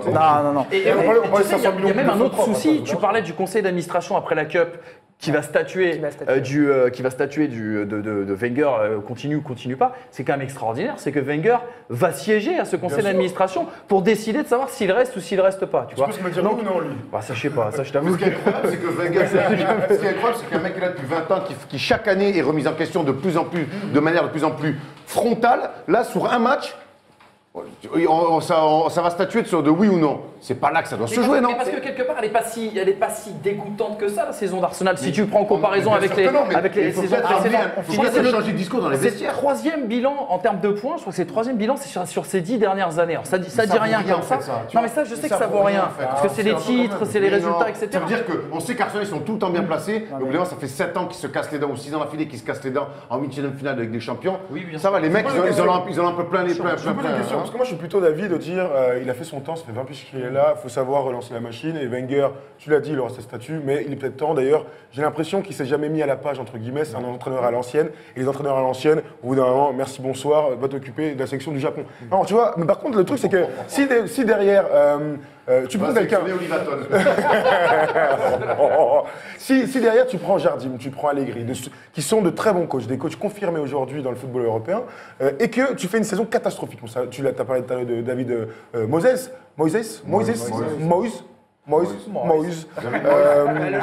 Le changement d'un management dans une équipe aussi stable comme ça, de toute façon, peut être dramatique. compliqué. Ça pourrait, mais il y a compliqué et il y a dramatique. Et United a été le très bon exemple, c'est-à-dire qu'il a choisi, Ferguson a choisi son petit mec, qui a décidé, on va lui dire, on va te laisser un peu de temps. Il s'est fait défoncer dès le début par les supporters, il a eu des résultats dramatiques. Si après Wenger, tu mets Allegri ou je sais pas qui propose quelque chose et qui n'a pas de résultat, il va se faire défoncer. Il y a deux choses, si on met en parallèle déjà à la France, il y a eu l'après-Giroud aussi catastrophique pour Auxerre, c'est autre chose. Mais non, mais c'est vrai, c'est quelqu'un qui a marqué de son empreinte son club de la même façon. Et en Angleterre, avec de l'argent. Marie-Paul compliqué. Oh les potes, c'est là. Alors qu'est-ce qu'il faut faire Vincent, qu'est-ce qu'il faut faire à Arsenal aujourd'hui pour redresser là-bas et viser plus haut? La question sur les derniers mois, ça a été surtout de changer certaines choses dans l'organigramme du staff opérationnel. Bon, et c'est vrai qu'il y a eu des déclarations de Wenger qui a dit que lui, il ne comprenait pas pourquoi on lui parlait de directeur du football, parce que c'est comme ça qu'il désigne directeur du football pour directeur sportif, un peu comme Kluivert. Donc si c'est pour un emploi fictif comme Kluivert, je ne vois pas trop l'intérêt. Mais effectivement, alors il a dit qu'il n'était pas d'accord, mais qu'il n'était pas non plus opposé au fait qu'il y ait un directeur sportif qui vienne l'aider. T'as des gens comme Robert Pires qui font des appels du pied pour dire wow, moi je suis prêt, pas entraîneur, mais pour être directeur sportif. Pour être directeur sportif, et faire venir des joueurs. Bébert, faut qu'il ait entraîné une 12 pour un dimanche matin. Non mais Faut qu'elle amortisse des impôts, photo. attention. Pires à Arsenal, c'est une véritable légende. Attention. Ça compte. Chacun son métier. C'est chacun son métier. Grand joueur, bon consultant. Il a dit Consultant. Bon. Grand joueur, consultant. Ça s'improvise pas. Moi, tu sais pas, ça s'improvise pas, tu sais pas. Il a passé ses diplômes. Donc pour toi, Robert Pires a les épaules d'un GM qui a du réseau, qui est ci, qui est ça. Il a du réseau, Robert Pires, je sais pas. Il a du réseau, c'est Il est sûr. très bon resto, Je sais pas. ça c'est vrai. Tu vois, en tous les cas, Il est qu'à Londres, il t'amène au Gastos, il t'amène dans les... Arrêtez les mecs. Vous êtes les premiers à nous dire, à défoncer des Michel Esteban, très bon travail. Vous êtes les premiers à défoncer des directeurs sportifs parce que les joueurs ils ont pas de réseau, ils sont nanana, et vous me sortez Robert Pires de nulle part, les gars. Vous rigolez ou Regarde quoi? Leonardo, il a fait 2 clubs, il a joué au Japon et à l'arrivée. Mais non, c'est pas Pour Leonardo à l'Inter de Milan, c'était une catastrophe. Je parle de réseau. Je parle de réseau en tant qu'entraîneur. Je te garantis que Robert Pires, un transfert comme Santi Cazorla, c'est en partie parce que Pires est au téléphone et lui a dit tiens, C'est pas parce que c'est son poteau qui lui a passé un coup de fil que c'est un mec. Ok les gars, moi je vous dis, alors régalez-vous, prenez Robert Pires. Et dans 6 mois, on te réinvite mon gars et t'arrives et t'as perdu 10 kilos et t'es en PLS mon gars. J'adorerais faire un duo Robert Pires, William Gallas à la tête d'Arsenal. Grand Dieu. C'est pour ça que ça n'a rien à voir. Il a du réseau, grand joueur, légende, numéro 10 d'Arsenal. C'est pas qu'un son prénom. Et pourquoi On va aller en prison. Et pourquoi un Thierry Henry, tu vois, on parlait de Robert Pires, et pourquoi aller chercher aussi loin? Et pourquoi un Thierry Henry, directeur du football ou directeur sportif? Ça va arriver. La question de Thierry Henry, c'est qu'aujourd'hui, il a choisi d'aller toucher un gros salaire sur un diffuseur pour donner des avis. C'est là où il est meilleur. Oui, il est très bon. Alors, non. Alors, moins bon que sur le terrain, on va dire ça comme ça. Après, il était très fort. Le problème, c'est qu'aujourd'hui, il est en train de vraiment perdre tout son crédit auprès des fans. Et aux fans en général, que ce soit pour ou contre Wenger, etc., il y en a beaucoup qui disent ah bah ouais. Pourquoi il raconte des trucs comme ça? Les fans d'Arsenal sont vraiment pas satisfaits du tout. Il est rentré vraiment dans le jeu médiatique. Il est rentré dans le jeu médiatique, il fait beaucoup de buzz. Il est allé jusqu'à féliciter Tottenham, limite avant le derby. Que ce soit vrai ou pas, justifié ou non, il y a des choses qui ne disent pas quand tu es légende d'un club et que tu as ta statue devant l'Emirates. Donc il faut quand même... Henry, je pense que ça va prendre du temps, ça viendra peut-être un jour, mais s'il veut vraiment y réussir, il faut qu'il fasse attention à ce qu'il dit. Mais ça il l'apprendra peut-être... C'est pas la même chose d'être joueur et voilà. Contrairement à tout le marasme du football où on entend des banalités en permanence, c'est un homme libre. Il faut un changement dans le staff et notamment il faut que Wenger puisse se décharger de certaines choses et fasse confiance à quelqu'un. Il faut qu'il y ait quelqu'un de confiance. C'est pour ça qu'on peut rigoler avec Robert Pires. Robert Pires, c'est quelqu'un qui a c'est quelqu'un qui a la confiance de Wenger, qu'il connaît très bien. Il va pas lui faire d'ombre. En fait, c'est un sentiment que j'ai. Il va pas lui faire ça. Surtout qu'il va pas lui faire. Exactement. Thierry Henry, c'était la même histoire. Et quelque part, regarde, et je vais te dire quelque part, est-ce que la chute d'Arsenal ne coïncide pas avec le départ du président historique qui était David Dean? Alors, c'est assez complexe, on va prendre le temps de réexpliquer. réexpliquer. À l'époque au-dessus de Wenger. Il y avait un patron à l'époque au-dessus de Wenger. Aujourd'hui, Wenger n'est pas. Il y avait un patron au-dessus de Wenger, sauf que ce type-là est parti pour des raisons assez particulières, notamment parce qu'il n'était pas d'accord sur la construction du nouveau stade. Parce que lui voulait envoyer Arsenal jouer à Wembley. C'est-à-dire faire des kilomètres aux fans sans garantie de remplir le stade. Il ne voulait pas de ce truc-là. Lui, ce qu'il voulait, il pensait qu'il allait être capable de concurrencer les grosses écuries qui étaient en train de se mettre en place à l'époque avec Abramovich. en dépensant de l'argent sur des joueurs. C'est-à-dire que lui, il voulait rentrer dans la guerre à l'armement alors qu'il n'en avait pas les moyens. Donc pour te répondre très clairement, David Dein, il y a un très bon livre qui existe d'ailleurs sur l'histoire d'Arsenal. David Dein a été quelqu'un de absolument essentiel dans la construction de ce qu'est aujourd'hui Arsenal, ça c'est évident. Mais lui, s'il était resté, je pense qu'Arsenal aujourd'hui ne se serait pas qualifié pour la Ligue des Champions pendant autant d'années, n'aurait pas joué les premiers rôles pendant autant d'années, mais serait très probablement devenu un club de deuxième partie de tableau en essayant de bouffer tout son potentiel là-dessus. Et voilà, il y a des gens au club qui étaient là, il y a notamment quelqu'un qui s'appelle Danny Fiszman, qui n'est pas très connu, mais qui est décédé en 2007 ou 2008, et qui a énormément aidé, parce que lui, il a mis beaucoup d'argent dans ce club, et qui a permis au stade d'être construit. C'est lui qui a vraiment aidé à construire ce projet. David Dein, c'est un homme essentiel dans la construction d'Arsenal, mais je pense qu'il n'aurait pas été... voilà. C'est quelqu'un qui avait un réseau et des contacts. Parfait, la leçon, David Dein. J'ai une dernière question sur ce débat pour vous. Alors, avec ou sans Wenger la saison prochaine, faites vos jeux, faites votre choix. Dites-nous aussi sur les réseaux sociaux de la First Team ce que vous en pensez. Si j'introduis le débat à titre perso, je pense qu'en effet, c'est la fin du cycle.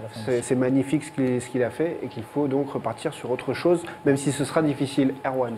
Moi, je suis d'accord. Moi, je dirais sans Wenger parce que j'entends un spécialiste d'Arsenal, j'entends Manu qui est bien aussi qui sait lire entre les lignes. Moi, ce qui me choque dans tout ce que vous me dites, c'est qu'on parle c'est de la politique. J'ai l'impression qu'on parlait d'un parti politique. Non, faut mettre ci, faut mettre ça, nana, mais parce que non, parce que nana. Mec, parle-moi de ballon au bout d'un moment. Tu vois ce que je veux te dire? Parle-moi de ballon. Au bout d'un moment, ton équipe, elle se fait détruire tout le temps en huitième de finale. C'est Arsenal, c'était les Gunners. Tu représentes quelque chose. Change-moi de truc, mets-moi un mec, fais-moi jouer un peu plus au ballon et arrêtons que chaque année, à la même époque, c'est comme un marronnier, c'est comme la rentrée des classes. En décembre, tu commences à dire « Ah, Wenger dehors, hein. » Voilà, donc c'est bon, il a fait ce qu'il a fait, bravo à lui, génial. Il rebondira peut-être même ailleurs, mais Arsenal, ils ont besoin d'un souffle nouveau et d'arrêter d'être géré comme un parti politique. Je suis entièrement d'accord avec toi. On a parlé de gestion parce que pour moi, le problème ne vient pas que de Wenger, mais Wenger fait partie de ce problème-là. Moi, je pense que oui, Wenger doit partir, mais il faut faire une transition douce, contrairement à ce qui a été fait à Manchester United. Ça veut dire peut-être Wenger une année de plus avec un directeur du football qui sera peut-être un mec qui va venir le remplacer derrière. Comme ça, passer la Coupe du Monde, il ira chercher sa petite sélection, il finira tranquillement et le successeur prendra la place de manière tout à fait tranquille. Mais moi, je réclame à ce que ce soit un ancien Gunner, par contre. Thomas, ton choix? Je suis d'accord, mais je pense qu'il sera encore là l'année prochaine. Wenger, c'est un rock. C'est un rock et même si tous les supporters sont pour son départ, il sera toujours l'année prochaine le grand boss d'Arsenal. Vraiment, je le vois encore au moins un an. Alors, c'est ce qui semble se dessiner, donc je pense que ce sera le cas. Moi, je suis pas pour qu'il reste encore des années et des années. Je pense que, comme Thomas, comme Manu, il faudrait une transition douce. Alors, parmi les anciens Gunners, alors moi, je pense pas à Henry, mais je pense plutôt à un Mikel Arteta. Et je pense qu'on en reparlera aussi dans quelques années. Mikel Arteta, il est en train d'apprendre le travail avec Guardiola. Il l'a appris avec Wenger, il continue. C'est un mec intelligent. Tactiquement, c'est un type qui c'est un type qui était très attaché et qui a donné beaucoup de sa personne pour venir à Arsenal à un moment où c'était pas facile. Il est très apprécié. Donc ce sera peut-être lui. En tous les cas, il faut qu'il y ait effectivement des changements structurels. Il faut le retour du jeu. Ça, évidemment, en tant que fan d'Arsenal, tu peux que demander ça. Encore une fois. Il est trop intermittent. Et voilà, là, il y a eu un changement tactique cette saison. On verra. Si ça continue la saison prochaine, je pense qu'il est arrivé trop tard. Wenger l'a reconnu. Peut-être qu'il aurait dû le faire avant, ce passage à 3 derrière. Parce qu'il y a eu une vraie dynamique qui s'est recréée. Et notamment moins de buts de prix. Enfin voilà. Donc il y a plein de choses à faire. C'est un club qui a les moyens de truster les premières places en Première Ligue. Moi, j'en reste persuadé. Donc il faut que ça se fasse cet été parce que on peut plus attendre maintenant désespérément que ça se fasse. Merci Vincent Fabre. On rappelle Groverblog sur Twitter, vous le connaissez forcément, arsenal-fc.fr. Juste avant de passer à Manu, tu descends, les boulets de la semaine. Ils sont jamaïcains. Et ouais, on va vous chercher des images jusqu'en Jamaïque, les amis, juste pour vous faire sourire, car c'est ce qu'il ne faut pas faire en football. D'abord, en position de gardien, aller à la pêche. Et ensuite, quand on est attaquant, manquer de lucidité. Belle pelouse. Belle pelouse qui a T'as baffé, arrête là. On le voit pas, mais l'entraîneur se flingue. la taupe. Juste en contre-champ. Voilà, et là, on est en demi-finale de play-off du championnat jamaïcain. C'est pas le petit match amateur non plus. Allez, un thème, 45 secondes, c'est l'heure de Manu, tu descends.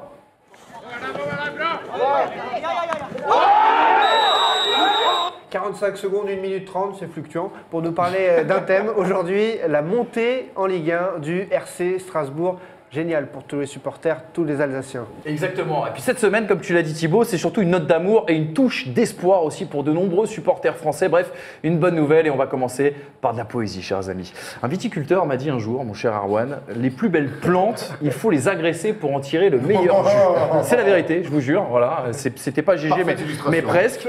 On pourrait faire d'ailleurs un parallèle justement avec le foot. Je pense qu'il s'impose quand on évoque notamment la question de Strasbourg. Il y a 5 ans, l'Alsace n'avait plus de club pro, plus d'emblème. Colmar était le club alsacien le mieux classé en national, qui avait récupéré quelques jeunes pousses justement de la formation strasbourgeoise. Mulhouse qui craquait en CFA et le Racing qui remontait de CFA 2. Et depuis une semaine, le Racing est assuré de retrouver la Ligue 1. Une renaissance sur la pelouse, mais c'est surtout 6 années de galère qui ont permis de refaire naître l'amour de ce maillot, un maillot comme mythique dans le football français. Sur un club qui s'est aussi rebâti sur des bases saines. Et vous allez le voir, ils ont été deuxième affluence de Ligue 2. Ils ont battu le record de national avec 27 820 spectateurs. Bref, juste un grand respect à ce public qui n'a pas lâché, qui y a cru. Et regardez, c'était le soir justement de la montée nationale en Ligue 2. On était au stade. Écoutez plutôt, c'est exceptionnel.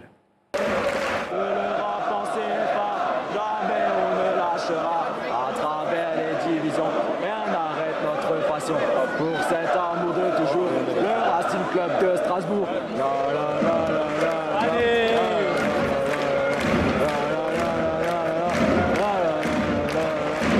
On parle quand même de supporters qui ont fait des déplacements incroyables en plein hiver. Je ne vous citerai pas toutes les stations balnéaires qu'ils ont visitées, mais en tout cas, ça force le respect. Et quelque part, c'est un exploit ce qu'a fait Strasbourg. Parce que imaginez un club comme Strasbourg en CFA ou en CFA 2 qui joue à la Méno. Imaginez un peu les équipes en face, c'était un petit peu leur match de rêve chaque week-end, d'aller taper Strasbourg à la Méno, d'aller faire mal à cette équipe. Bref, 4 saisons à jouer la montée. C'est notamment ce qu'a vécu Grenoble, qui a mis 4 saisons pour se sortir de la CFA et arriver au national. Et encore une fois, un exemple de passion renaissante avec un peuple comme ça qui a une vraie culture football et qui est derrière ses couleurs. Des exemples de destruction créatrice, j'appelle ça comme ça parce qu'on détruit quelque part en poussant le club à aller au plus bas du niveau amateur et on recrée en s'appuyant sur la jeunesse du centre de formation, en s'appuyant sur nouvelle base, sur des personnalités historiques comme Marc Keller notamment du côté de Strasbourg. Donc des exemples de destruction créatrice comme celle-ci, il y en a d'autres, moins extrêmes. On se rappelle de Metz reparti en national, on se rappelle de Guingamp aussi reparti en national, mais c'est surtout des exemples dont devront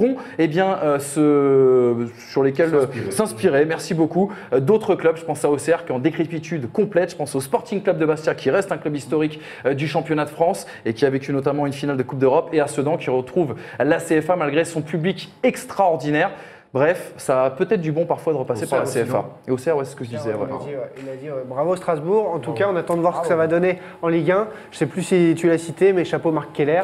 En effet, qui est à la tête de tout ça. Les frères Keller à la tête de tout ça. J'espère aussi qu'ils arriveront à garder leur serial buteur après Boutaïb, Khalil Boutaïb. On verra ça. En tout cas, ça promet de grosses ambiances, de chaudes ambiances du côté de la Méno. Ça fait plaisir à voir. Tout de suite, nous, on se reconcentre sur la 100e finale. Quelle heure il est? C'est l'heure du quiz. Et non pas l'heure du quiz, non, on se reconcentre sur la finale de la Coupe de France. 100e finale, PSG Angers, nos pronos PMU. Il y a des beaucoup à faire. Il y a beaucoup à faire. Bah oui, il y a beaucoup à faire sur cette finale de Coupe de France. Non pas parier tout simplement sur la victoire de Paris, parce que là, vous ne gagneriez pas grand-chose. Mais Tom, il y a peut-être des petits coups à faire un peu plus sympas. Ouais, grâce au PMU.fr, on a remarqué qu'il y avait énormément de paris à tenter. Alors, les écarts de but... Bon... But de Ben Arfa qui est pas But de Ben Arfa, de Guedesh à 3,80. Donc vas-y Polo, envoie-nous tout ça. Alors évidemment, on a pris le plus simple, on a parié sur le PSG, donc la cote est à 1,14. Elle n'est pas incroyable, elle est même très faible. Mais on s'est dit qu'on allait parier plutôt sur le premier buteur du match, Di Maria, avec une cote de 5,40. Ces derniers temps, Di Maria est plutôt bon. Alors on sait qu'il traverse une semaine un peu difficile, mais pourquoi pas Di Maria sur un coup franc, voilà. Sur un coup franc ou sur une frappe à l'entrée de la surface, pied gauche, boum dans la lucarne, et bon, gagner beaucoup d'argent, 5,40, c'est pas mal. C'est une très belle cote. Et on s'est dit aussi pourquoi pas voir un match avec pas mal de buts. Hein, ouais. Quand je vois cette petite cote à presque 2 avec plus de 3,5 matchs marqués, alors c'est pas possible. C'est un 3-1, c'est un 3-1 ou 4-0, franchement c'est possible, tu vois. Et donc on espérait, sincèrement, voir un match avec plein de buts samedi soir. Est-ce que ça nous donne quoi du coup? Ça nous donne un truc sympa Ouais, ça nous donne un truc sympa. Alors j'ai pas fait le combiné parce qu'avec tous ces trucs-là, en fait, je pouvais pas faire le combiné. Mais vous pouvez aussi évidemment parier sur Cavani. La cote est à 3,80, comme ça. Elle est énorme parce que moi, Cavani, je sais qu'il a marqué. Donc mets 5 balles dessus. C'est un petit conseil qu'on vous donne. Et tu vois, Vas-y, j'ai bien vu excuse-moi. un dernier truc, c'est il y a une possibilité de jouer sur un but marqué dans le dernier quart d'heure, ou il y aura-t-il Ouais, des buts dans le exactement. dernier quart d'heure, j'en vois pas moi personnellement. Bah, alors oui, vous pouvez parier sur but de la première à la 10e minute, de la 10e à la 20e minute, de la 20e à la 30e minute. Vous voulez que je le fasse jusqu'au bout ou pas? Allez, vas-y. Non, bon voilà. Donc, j'ai compris. et sinon, je crois que la cote pour Angers, on l'a pas dit, merci Polo de m'avoir fait passer, hein, merci mon pote, elle est à 4,50. 4,50, donc s'il y a un petit... Si vous le sortez bien, il faut peut-être parier Angers J'ai sur le parié truc. faute de main d'Areola, la cote elle a 1,10. Ah voilà, merci, regarde. victoire Ah non, d'Angers, 4,50, bon, 14 Ouais, je me dis Tu mets 10 balles, tu gagnes 140 balles hein, quand même. Et le but de Sherendeuil, il se joue. moi, je Il se pense. joue, il se joue. Sinon, regarde, c'est match nul à la fin du temps réglementaire. 90, 7, c'est pas mal. Hein. Ah ouais, à la fin des 90 pas mal. minutes, victoire d'Angers. Bon, faut avoir les cojones. Mais... Faut avoir les cours. Bah, après, si tu mets 5 balles, c'est toujours voilà. intéressant. Voilà. Ça se joue, ça se joue. Allez, c'est l'heure du quiz, justement. Ça se joue.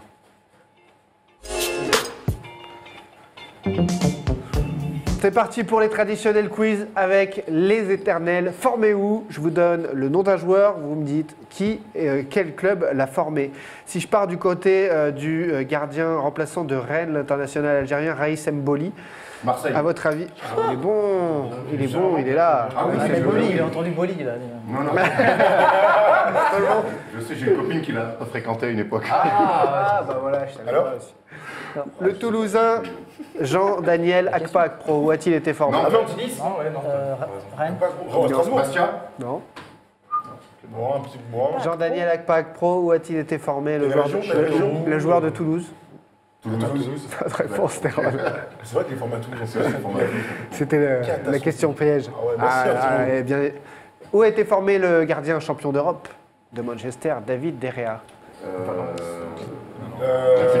L'Atlético, Rouen, elle est sur une série Ouais, impressionnante. Ouais, Ah non, mais elle En est même pour toi. temps. Non, mais non, toujours la primeur Ça aux relance, invités. ça relance Toujours le la match. primeur aux invités. Ça relance le match, ça relance le match. 2-1 pour Erwan. Où a été formé l'attaquant de l'Ajax, Bertrand Traoré? Alors non. À Lorient? Non, mais ça c'est Alain. Monaco. C'est Alain qui a joué à Lorient. Oh, je tente, bon. Pas Monaco, non. Mais en effet, vous êtes bien parce que c'est un club français. Auxerre. Un club Auxerre, bonne réponse de Thomas Dufont. Chapeau pour ces formés où vous deviez les avoir, vous aussi. Saurez-vous qui est ce joueur dont je parle, car c'est l'heure du qui suis-je? Le traditionnel qui suis-je, il y en a plusieurs aujourd'hui. On changera les formules, t'inquiète. Qui suis-je? J'ai 34 ans. J'ai débuté en pro en 2001. International tunisien, j'ai joué à Amiens, Laval, Angers. Je vous donnerai d'autres clubs, mais tout à l'heure. J'ai été joueur du mois de Ligue 2 en décembre 2007. Saifi. Saifi. Pas Milieu trop offensif, Pas tunisien. amateur de bon vin. Je viens de signer en Australie cette semaine. Oh. Je vais jouer à Brisbane. Ben Arfa. Amateur de bon vin, c'est horrible. J'ai également évolué à Caen, mais aussi Ah. à Bordeaux. Ben Kalfala. Ben Kalfala. Faïd Ben Kalfala, Faïd Ben bonne Kalfala, réponse sûr. d'Erwan. Qui Il a que suis-je? 34 ans. La carrière de 30 piges. Oh la Je vache. m'en redonner 10 de plus. Qui suis-je? J'ai 45 ans. J'ai évolué aux Pays-Bas, au Portugal, au Royaume-Uni, en Espagne, avant de finir au Pays de Galles. J'ai un nom qui fait plus star de la musique que footballeur. 23 sélections, 9 buts avec mon pays. Je suis meilleur buteur du championnat anglais en 99 et 2001. York. Demi-finaliste de la Coupe du Monde 98 avec les Pays-Bas. Jimmy Floyd à Selbank. SNB. Ah ouais, Jimmy Jimmy Floyd. Mon gars de Chelsea, lourd. Le fameux. C'était Bien mon joué, bien joué Il Manu. était un peu dégueulasse sur le Il y a une terrain, Jimmy anecdote Floyd avec le à président. Selbank, hein, Il y a mais une bon anecdote buteur. avec Hasselbank qui est le président de l'Atlético, le fameux Jesus Riliril, qui avait dit je ne sais pas prononcer son nom ni l'écrire, mais je sais qu'il est grand, il est noir, et il marque beaucoup de buts. Facile et simple. Les années 90. Les années 90, voilà. Qui suis-je? Dernier qui suis-je pour la route. Je suis né le 14 août 1989 à Bilbao. Il était considéré comme le futur Cesc Fabregas. Après plus de 200 matchs en Liga, il part en Angleterre. Champion d'Europe espoir avec l'Espagne en 2011. Il est international espagnol depuis octobre 2016. Il était considéré comme le futur Cesc Fabregas. 200 matchs en Liga à l'Athletic Bilbao, notamment. Il part en Angleterre. Il s'impose petit à petit. Herrera. Ander Herrera, bonne réponse de Qu'est-ce Tom qu'on est Dufont. mauvais, putain. Ça se trouve le début normalement, Herrera. Ah, la fatigue du pont de l'Ascension, vous nous regardez, vous êtes sur la route avec la Très bonne saison avec Manchester United. Oui, c'est d'ailleurs, c'est le meilleur mancunien. Peut-être c'est le meilleur probablement le meilleur meilleur sur la finale d'Europa League. Très bon. Il a été très bon. Et en Mais c'est plus, mauvais signe, quand ce genre de mec, c'est les meilleurs, c'est mauvais il offre un magnifique but à Arsenal lors de la dernière rencontre. Il applaudit. En tout cas, merci d'avoir été avec nous. Attendez. On fait une émission le 26 mai et vous croyez que ça va se passer comme ça? Les gars, 26 mai, ça fait 24 ans que ton club et vos clubs, ils n'ont jamais gagné celle-là. Allez loin, moi, vous aime, les gars. À jamais les premiers. Allez, Milan, boum, Basilou à Munich, qu'est-ce qu'il y a? On pleure pas, Barry, Allez, l'OM, 24 ans. On vous le rappelle, le t-shirt foot.fr vous offre ces maillots ce week-end. On peut faire la même avec l'OM qui soulève la coupe. Il y en a sûrement sur le site le t-shirt foot.fr. Vous pourrez choisir. En tout cas, ces maillots sont à gagner. On les mettra sur les réseaux sociaux de la First Team à gagner. Et puis, ils nous équiperont. Futur champion d'Europe ou pas, à vous de nous le dire. La BBC. Jouez comme Griezmann. Voilà pour les maillots à gagner. On vous dit à très vite sur la First Team. Merci Vincent Fabre, Grooverblog, Arsenal-FC.fr d'être venu nous donner l'expertise sur Arsenal. Tom, Erwan, Manu, à la semaine prochaine. À très vite. Bon week-end. Bye bye. Salut. Ciao.